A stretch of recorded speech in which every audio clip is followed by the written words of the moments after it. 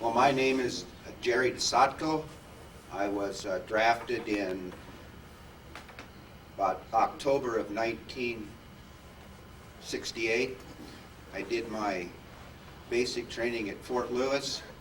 After that, I did my AIT at Fort Sill, Oklahoma. I was trained in the artillery, so unlike you guys, my MOS is Alpha, I already forgot, 13 Alpha 10, I believe it is. So when I got to Vietnam, and my mind is a little hazy, I forget some things, we either arrived at Fat City or Bayonet, and I remember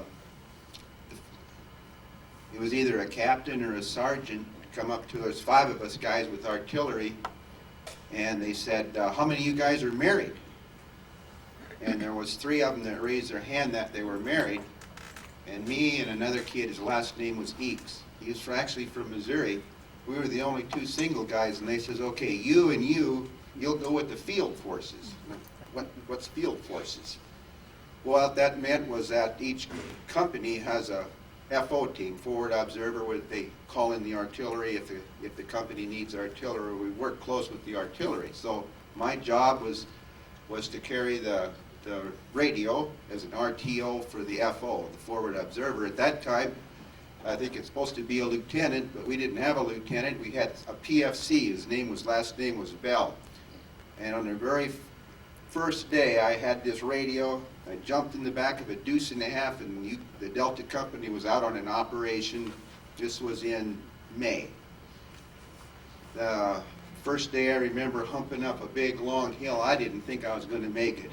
These packs are, with your radio and everything, are 60, 70 pounds. It was hot. One of the guys actually passed out alongside the trail with, I think, heat stroke. And I just remember he had one of his buddies with him, and the rest of us just went ahead and went on up the hill. We stayed there that night, and the next day we left, and the lead platoon hit a booby trap, and that's where I've seen Lee. Yeah, he's here. Only time I ever seen him, that was my second day, and I thought, oh man, it's going to be like it is every day here. I'll never survive this. That was probably the lowest day in my life, was in Vietnam. So I seen Lee. They were putting him on a dust off, and then 42 years later, here he is. I often wondered what happened to all those guys. So that was my job. Later I became kind of the acting forward observer for Delta Company from about May of '69 to around October, November. So I was attached to you guys for about 6 months. You're the only ones I know. I never did meet another guy from the artillery position in Fat City, so I feel like I'm attached to Delta Company. I really appreciate all you guys. When we would go out on the company-wide operations in the evening, you'd hear the artillery defensive targets going around. I would be the guy that would be doing that. So that was what my job was. I never got a chance to meet most of you. I spent most of my time either with Captain Jerry Dyer, some of you maybe remember him, and Captain Dale Colley. So I worked with them. I never had to really be out walking point with you guys, although I did it a couple times. I did my duty of pulling guard was when we were out on the main operations, but most of my time was spent with the mortar platoon, and it was a lot better than being out there on patrols every night. I thought I was pretty lucky I got by until I was talking with Gary back there. I spent a lot of time on Hill 76 sleeping in a bunker or on the ground.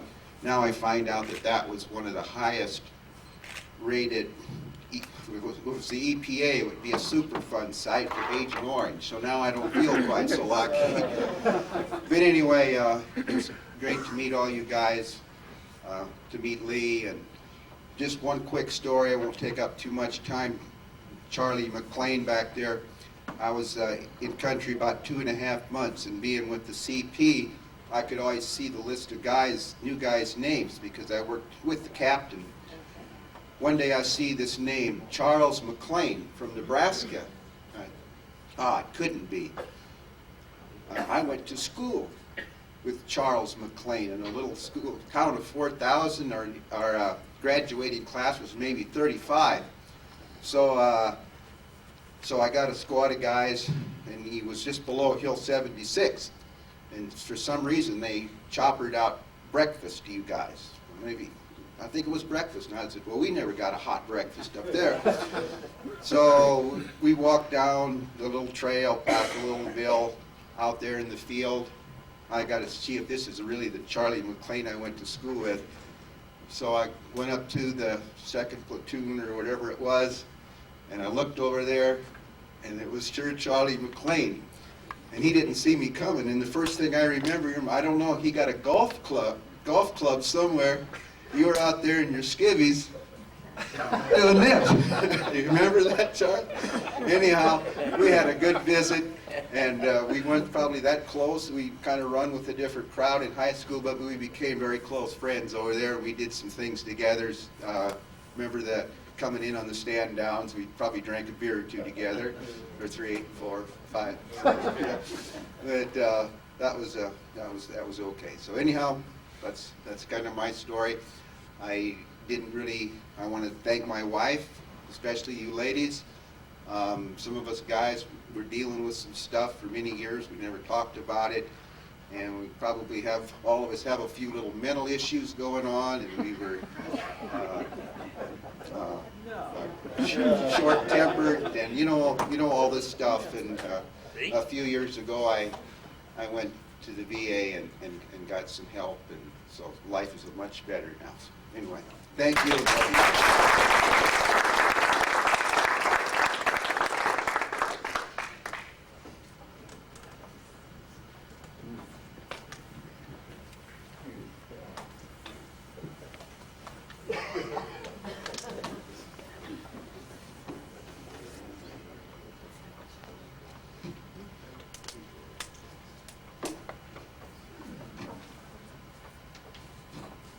Well, in keeping tradition, I'm not a speaker either, but I'm Gary Salpini, and I was with Delta from June to June. This is going to be difficult. 69 to 70. Pretty much the same way. I got drafted in May, October, and January. And the first 2 times I didn't show up, and the 3rd time, Beulah Anderson, lovely woman, used to run the draft board in Fairfax, Virginia, said, boy, you better show up this time or your ass is going to jail. Since you put it that way. So, but I'm just your run-of-the-mill grunt. Went through the same Fort Benning and Fort Polk, and ended up by hook or by crook in LZ Bayonet. And the, as Harlan said, the helicopter ride out to the field was an eyeful. I spent about, and I don't have Jim's memory, but I spent, I don't know, 4 or 6 weeks as a line grunt, and then got pulled into the CP to carry the radio. And it was Jim Cox and I, and Jim has passed away 3 or 4 years ago from complications, and there was Patrick Moorhead, went by Fats, and he passed away about 8 years ago from Agent Orange related issues. But I stayed with that till about the 1st of June. Worked with Harlan and Fats, and we went through Captain Colley and Murphy and the illustrious Mr. Hyde, and I ended up leaving field about the time Captain Hicks showed up, so I don't have much of a track record with him. But I'm glad to see everybody's here. I was a little reluctant about attending, but I'm glad that I did make it. It's good to see you guys. It's still a little tough, and as someone else said, congratulations to the ladies that have tolerated all of us all these years. So thanks to Lynn for putting this up.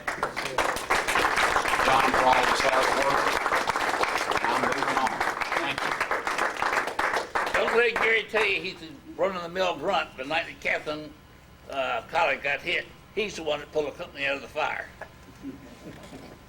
Thank you.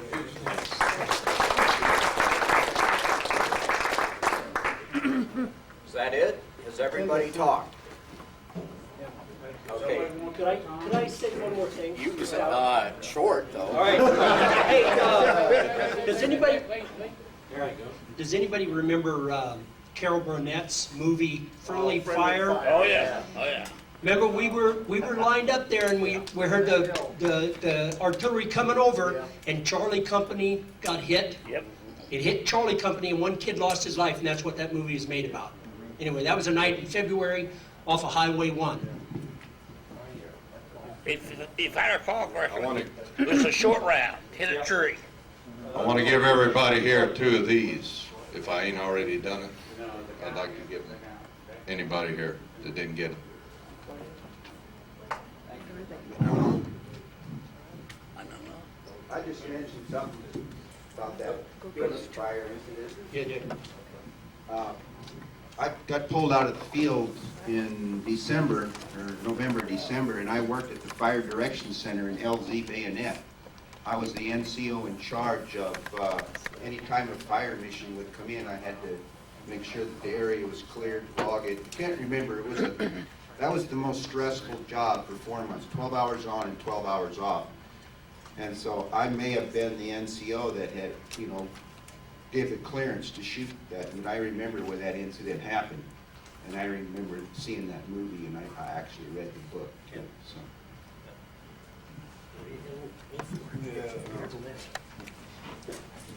Okay, one thing we want to do is pass out the tickets for the showboat, and they gave me the 50 tickets, and